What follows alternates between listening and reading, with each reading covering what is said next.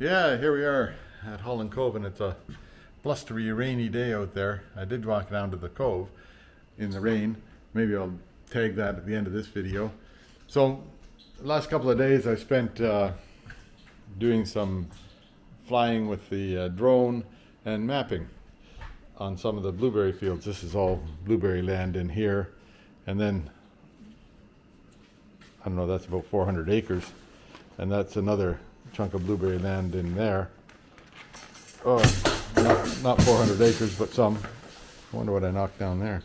Anyhow, so here's how I do the mapping. You'll follow along. You might enjoy it. Bye for now. Yeah, here I am out in the blueberry fields. So that's what the blueberries look like before they have blueberries on them. Anyhow, the Willie owns this stuff, and he wanted me to map it up for him. So I did a bunch of mapping the other day up at what he calls Cape Breton Road, and this is down what we call Vissy Land. So Vissy Land is a big blueberry field, and I've got the drone way up in the sky up there. You can't really see it, but if you look here, can you see that going? Who knows? Yeah, there. Anyhow, this is, the drone is moving along the map path there. There's a map, and that's where I'm flying. So this little cable here goes up to that controller there, and the controller says, well, it loads it all up into the drone, and that's what happens. So I've got Buster here with me. The most exciting thing about the whole trip is Buster, right? There you are. But I'll just keep on flying. It sort of does it all automatic. I'll show you when the drone's coming in, and I'll show you when the drone's taking off. All you do is change batteries every 15 minutes, give or take. And there's a good breeze blowing today, so there's not too many bugs out here. Okay, I'll carry on. Yeah, there we go. It gets down to, like, I don't know if you can read that, but it's 35% battery left on the drone. Then it comes in, you see the little red and white thing there, that's the drone. It should be right above us. And, oh yeah, here comes Willie. So he'll help out now. You are now. Oh, I am. Yeah. Look it. Island Red? All red. Page 2. Well, yeah. Oh yeah, that's the interview. Yeah. Good for you. There's the drone coming down. I don't know if he put it in there because of his neighbor, or cut his grass, or he likes my blueberries, or... But it's there. Or he's just a nice guy. I'm not sure why it's Red. there. Organic Ellis Forest. Now the drone is all sort of automatic. It just comes down and it'll land right where it took off from.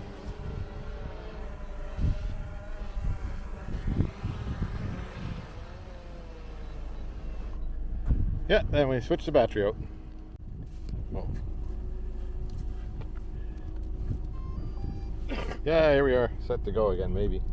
Wait a minute. You just do this on the iPad, and it sorts itself out, uploads a mission, says camera ready, then the start button comes to light, and press the start button, and away it goes again. On to the next batch.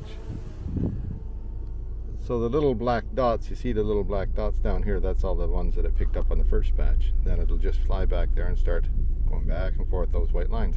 There you go. Anyhow, I won't bore you with any more of that. Yeah, a couple of flights on. Here it's coming down again. Can you see it? I can't see it. Oh, there it is.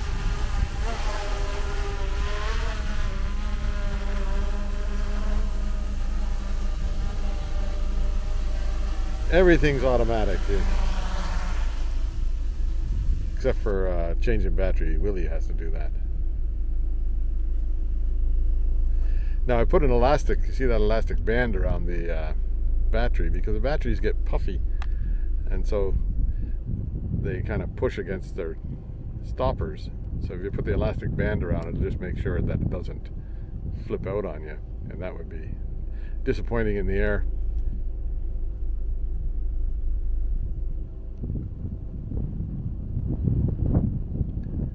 Sometimes you got to press pretty hard to get it to go into place.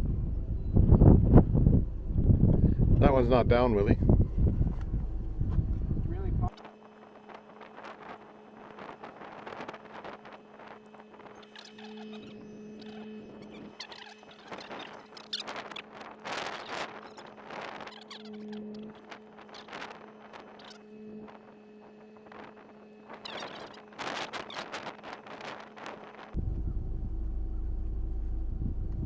Happy. Way it goes. Elastic band and everything. We hope it'll hold together.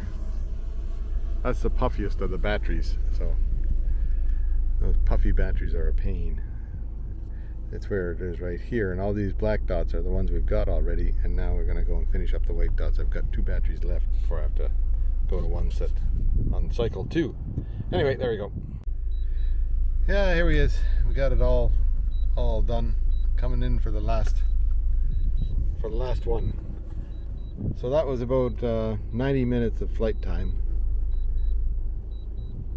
and 6 batteries, 5 batteries, and just a little bit of the last battery here.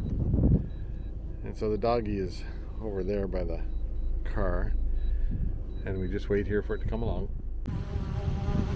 Where is it? Where is it? Oh, there it is. Coming in.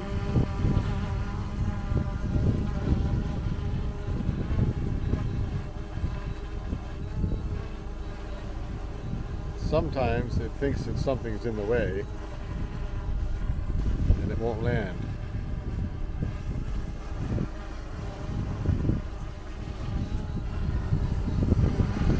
So, get underneath it, maybe.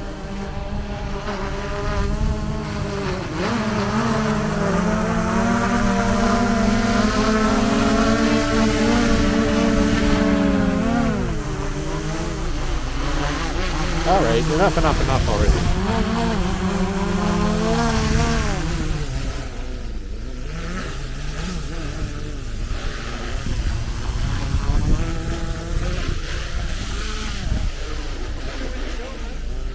Here, you do it. Only when you're filming. Yeah. What do I do? Yeah, you can just point at it. Do I have to press anything? No, point somewhere else.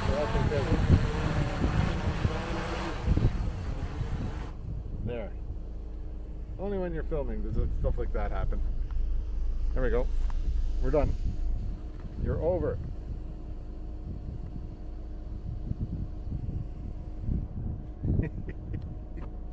Little red button shuts it off, really. Yeah, so you get home and I upload them all to a service, WebODM, and it works pretty good. I'll load it up with the what do you call that? Just the standard parameters, and if it goes through with that, they come out pretty nice. If it doesn't go through with the standard parameters, then you have to sort of play around with some of the parameters a bit. Mostly, it's about how many points it picks on each line and how the resolution is. So there's 498 files going up, and you can put in control points. Ground control points can go into here, and it if you want to. I do that if I want to do digital elevation model stuff, which you can get from the photos also. And I use Pix4D to collect the data out in the field, and it seems to work pretty good too. Okay, anyhow, this will just go up, and you can see it loading the photos. It'll load them up, and then does a bunch of processing up there online. They've got lots of processing power, and then I'll show you how it downloads. Yeah, there it is. That's the project in there. My name, how many images, status is complete, 58 minutes processing on site, and half an hour of upload or an hour of upload, and then you just hit the old download all assets, and it says 4.9 gigabytes, so like in my speed here, it's about a half hour of download time. So I'll show you what's going on after. Yeah, so it's downloaded, and now I'm transferring it to a disk off the computer. So the anyhow, when I fly these things, I fly them with about 70% or 72% overlap frontwards, and then about 70% overlap sideways. So every photo has got 3 or 4 photos with the same data on it, and that gives it enough data for that from different angles, that the way the mathematics works, it makes it all come together.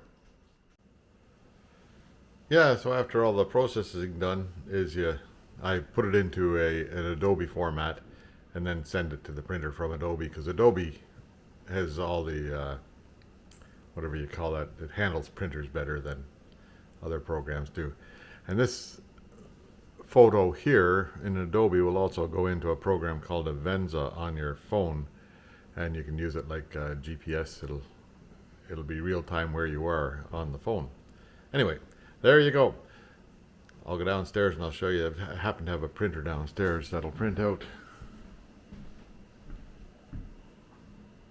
24 by 36 or whatever you want, and it looks pretty good. Anyway, there you go. Yeah, so there's the printer printing away. I'll just let it carry on and be done when it's done. Yeah, there it is. The last one. So this is Cape Breton Road, and the detail is pretty good. Now you can zoom into it, and it gets really good detail. I'll show you here on this. Here on this here, yeah.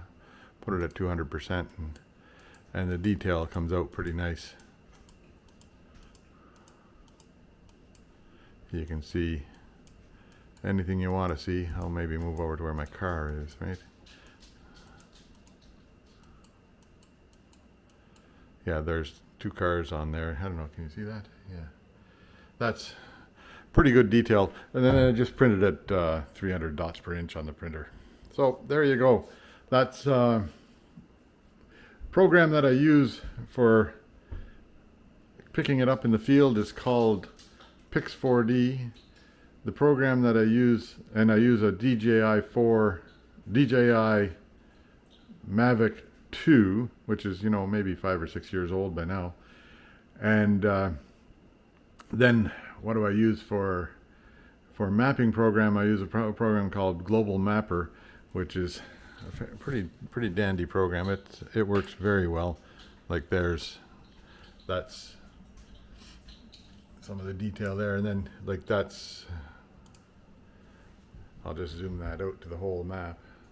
That's my sister's house there. Takes a minute or two because it's those TIFF, whatever you call them.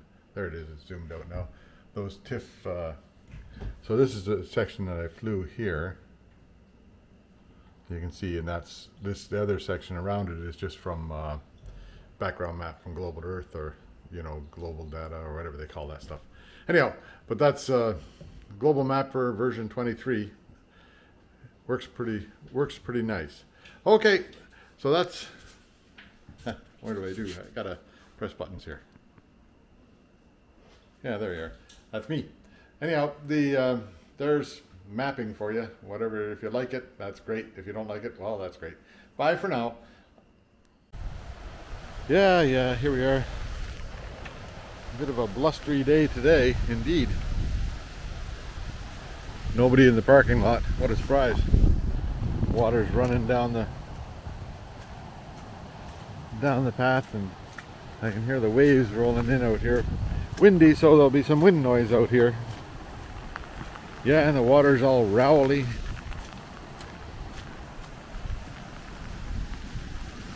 And you're likely getting rain on the lens anyhow. Yeah, the pond looks fine.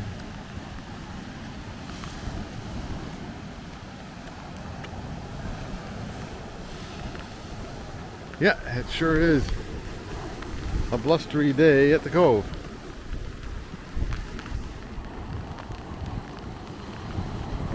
Not cold, just windy.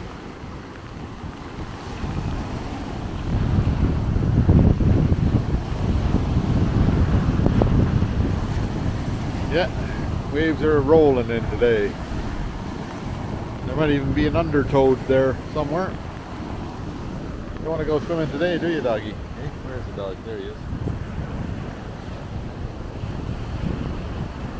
Anyway, July 3rd maybe. That's your Buster report. See you later.